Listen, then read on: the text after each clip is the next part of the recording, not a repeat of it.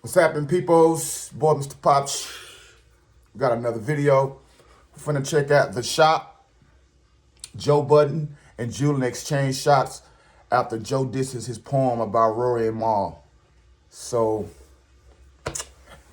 yeah, that's what we got on the deal for today.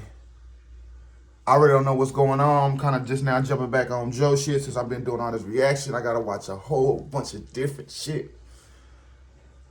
But, yeah, man, let's get into it. Oh, one, two, three, let's go. Joe Budden disrespects Julian and sends shots at Rory. I'm only speaking to my cast through poems and poetry. None of y'all will get it. None of y'all will understand why, because this broadcast is too big. But I'm noticing a new trend out there where people speak to their podcast co-hosts through poem, and I like it. The road has been dark. Did that. No, it feels like a box of chocolate. And I didn't know what I was going to get. Opportunities far and few. You fired me. I can tell that you're emotional. Aren't you? Yeah, on the last episode of the Joe Budden podcast, Joe would take light of Julian's emotional poetry that he did at the start of his last podcast. You've done things that have put money in the pockets of others, hoping that one day that beautiful karma would find its way back to your very own. You've orchestrated in the shadows, making sure the facade doesn't seep through to the public. You work twice as hard to make up for others' lack of work ethic. But it's also important to remember that Julian would respond on Twitter by saying, LMAO, Orange You is solid. This was funny, but Joe, I thought you retired the pen, which is unfortunate.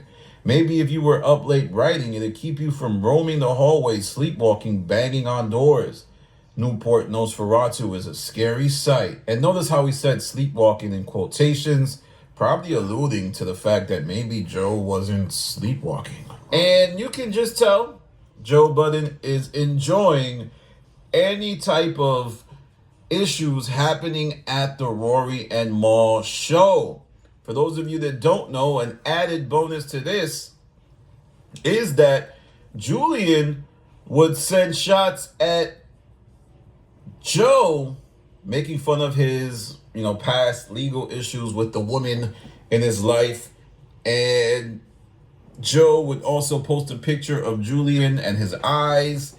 Overall, it was a back and forth. I don't necessarily know if Joe even cares about Julian to that extent, but I do know that Julian is one of the few that will actually send shots back at Joe, whereas Rory and Mal, they like to take the high road. Well, specifically Rory actually does get in the mud with Joe sometimes. I remember the last time an event similar to this happened when Joe was making fun of Eden being fired from the show on Spaces. Rory would follow up on the space I did, making fun of Joe having to settle a sexual harassment lawsuit. And he even said, not to, just to add on, he said that he hoped a lot. Hold on. When did that happen? It's been a minute. Because I don't remember Joe had to settle a sexual assault. To who? I don't know. Lawsuit happens to bring the end of y'all pod. I don't know if you caught that, Rory, but he said that. I saw the clip and I saw him laughing about lawsuit coming, this and that. If you want to laugh about fake lawsuits that don't exist, maybe you should address the real lawsuit that you settled on for sexual harassment on camera. All right. It's quiet now. So ever since then, Rory hasn't really gone too crazy. That was the chick that was in that group that had the podcast on Joe Budden shit, right? I do remember that, and I think she was the one that was a talented one. Well, now the best looking one, I think. I'm not sure. It was 3 of them, and then it went to just 2 of them. I do remember that. On Joe, that was the biggest shot I've ever seen Rory take at Joe. But Julian, he'll playfully go back with Joe, and I'm guessing he will again on his podcast, Something Wrong with the Pod. And speaking of that, Something Wrong with the Pod, the first episode Julian did, it did 72,000 views. That's good. That's a lot. But like we always say, you know, the first episode is never a good gauge of where a podcast will stay. The joint is called Fired. So, you know, everybody who used to watch Rory and Mal are going to watch it just because they're curious. And then the casuals are going to watch just to see if Julian addresses. And I only look at like the little clips of Rory and Mal. I can't watch them. I don't like Rory. I like Mal, but I don't like Rory, man. I think Rory just got like a snobby. His firing from the Rory and Mal pod.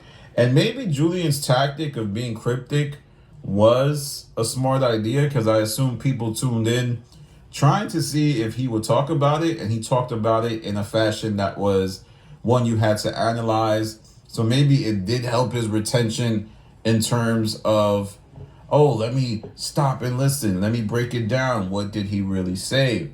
Now, the biggest critiques of his pod is that he only had one person on it, which was himself. He also did a live recently, and it did 8,000 views. So who's to say if the numbers might not drop off catastrophically in the next episode? He has 8,000 subscribers. I'm stuck at 1,000 and 2,000. Headed towards 9,000 probably pretty soon. Some of his shorts are doing okay. You know, they're getting hundreds of views. Also, some getting thousands of views. So it remains to be. By the way, if y'all checking out this video, make sure y'all like and subscribe. Hit that like button, please. Help me out. I'm trying to get to 6,000. Can't do nothing without y'all, so help your boy out. Seeing how the Julian podcast will go. Some of the benefits of his podcast is he's by himself. He's invested a lot into his equipment, the camera. He doesn't have to deal with any co-host. He can move on his own. He can get a job and work there. And then he can do his podcast solo dolo. So I think that's the benefits of making content by yourself. See, when you make content with other people, you're beholden to them. Even if you own your channel, they can throw a wrench into whatever you're trying to do by simply existing and not being down with what you want. And you can also get accustomed to them being in the room. That's why I started doing my reactions by my goddamn self. Which is why I think a solo pod isn't a bad idea.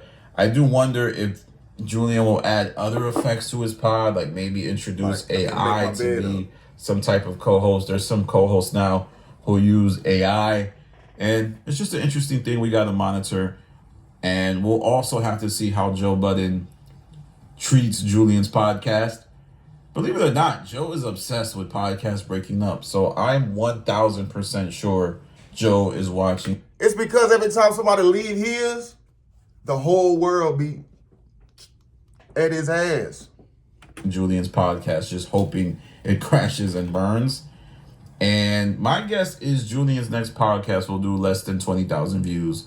Maybe even close to like 10, 12. I can't wait for the time where DJ Academic goes against Joe Budden and they both have words for each other. That's going to be fucking entertaining. Oh, depending on the topic. But another added benefit of this is Julian is breaking up with the Rory and Mal podcast during the Kendrick Lamar, Super Bowl saga and all of that stuff. So his numbers might do well if he sticks to pop culture. All right, y'all, that's my video for now. Follow me on Instagram, The Stop TV. Follow me on Twitter, The Stop TV. This is Danny from The Stop. Peace. Make sure y'all like, subscribe, and fuck with your boy, Mr. PopShit, bitch.